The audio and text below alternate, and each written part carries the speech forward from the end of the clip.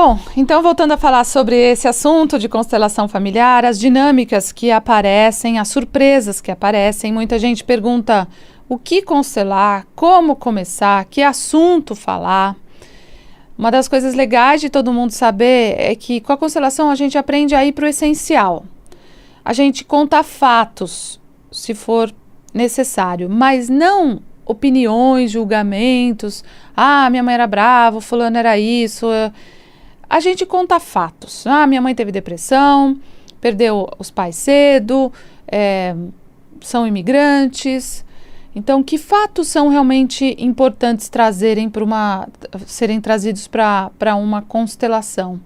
Então, muita gente começa a fazer esse movimento antes, vai perguntar para a avó, para o avô, para a mãe, para o pai.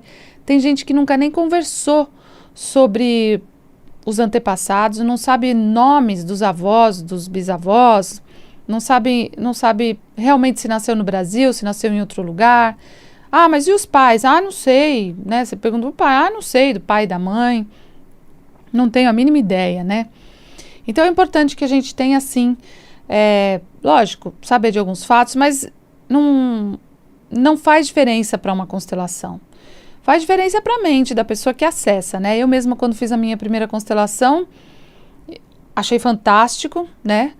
Mas a pessoa disse algo que eu falei, eu não sei disso na minha família, porque apareceu algo. E eu falei, eu não sei sobre isso na minha família. E quando eu liguei para minha avó e perguntei, a minha avó falou, é verdade. Então, às vezes, aparece ali um monte de abortos e você fala, não, minha família não teve nenhum aborto, né? Só que existem abortos espontâneos. E os abortos, até os abortos espontâneos, e é interessante falar sobre isso também, até os abortos espontâneos, eles não são tão espontâneos assim, como a gente pensa. Então hoje eu quero falar sobre isso, porque eu tenho visto que o momento do nascimento, o que aconteceu antes do nosso nascimento, as crianças, os bebês que não foram reconhecidos, as crianças ficam muito conectadas com as crianças que não foram vistas. Por isso tem muitas crianças que adoecem na infância. Então hoje eu queria falar sobre isso. Gente, aborto não é algo que é para você, como o próprio Bert diz, o aborto não é para você se sentir culpada a vida inteira. É para você assumir e olhar e dar um lugar. Mesmo os abortos que a gente não sabe que nós tivemos, o não sabe também é um não sabe diferente, porque geralmente tem um movimento interno que de alguma forma a gente percebe, nossa, tem algo estranho esse mês, ou então, não sei, esse mês eu me senti diferente. Então, os abortos também que são considerados espontâneos, é importante que a gente veja. Muita gente pergunta, um aborto provocado numa família tem o mesmo peso de um aborto espontâneo? Não são tão espontâneos assim. Muitos abortos, eles acontecem de forma espontânea, mas porque tem algo em relação aos pais, porque tem algo em relação à mãe, porque um aborto espontâneo mostra outros abortos, às vezes por parte da mãe, dos irmãos, né? Então a mãe tem irmãos que foram abortados, mas ela não sabe. Então isso causa uma desordem. Então quando tem um aborto espontâneo, é visto um aborto. Daí a pessoa fala, puxa, mas eu não provoquei, eu até queria muito. E o que aconteceu? Aconteceu que a partir desse aborto espontâneo, da tristeza, de tudo o que gera, né, aquela expectativa toda da gravidez e de repente perde, o que geralmente significa que existem abortos no sistema que não foram vistos. E aquilo se manifesta para que seja visto algo. Então é muito interessante ver que quando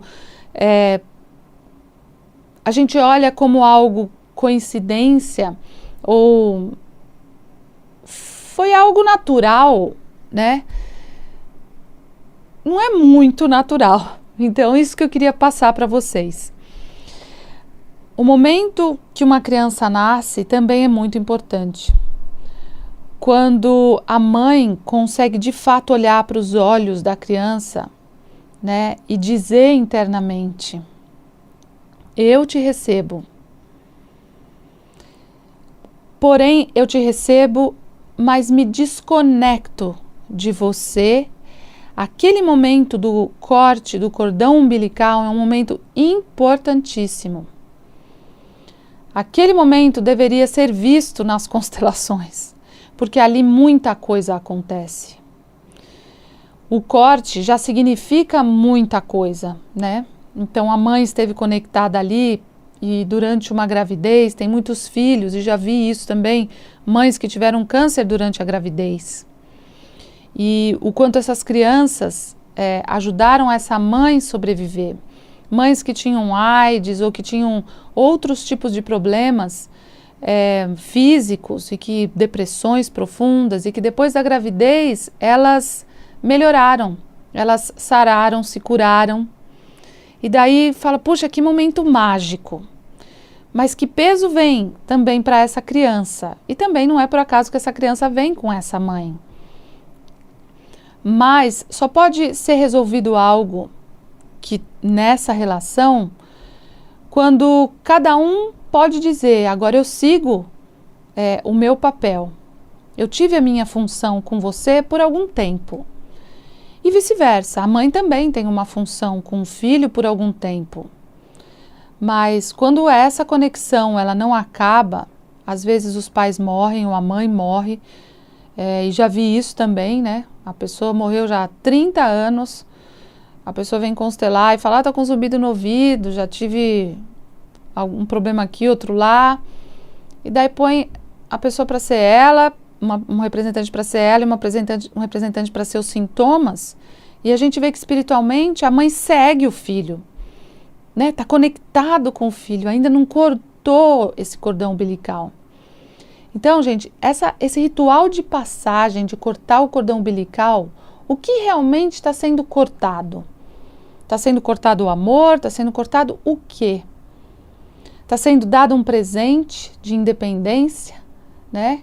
Então é interessante ver que esse corte às vezes gera depressão na mãe, tem mães que têm depressão pós-parto, e quando a gente vai ver, tem a ver realmente com a mãe se nutria dessa gravidez, né?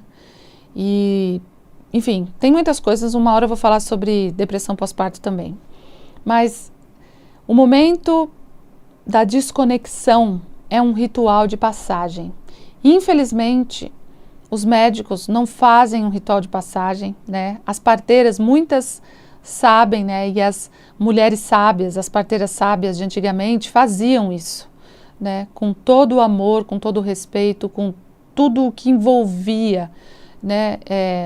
Esse conhecimento do nascimento de uma criança, de colocar a criança para olhar nos olhos da mãe, do pai estar presente, como diz Bert Hellinger, né? Nesse momento o pai ele tem um papel, mas ele é um papel secundário, né?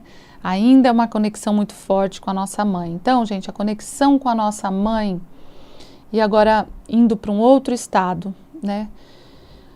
A nossa mãe nos mostra muito do que nós fomos em outra vida e do que nós ainda somos, porém nós negamos em nós. As nossas mães são verdadeiros espelhos daquilo que nós precisamos nos trabalhar.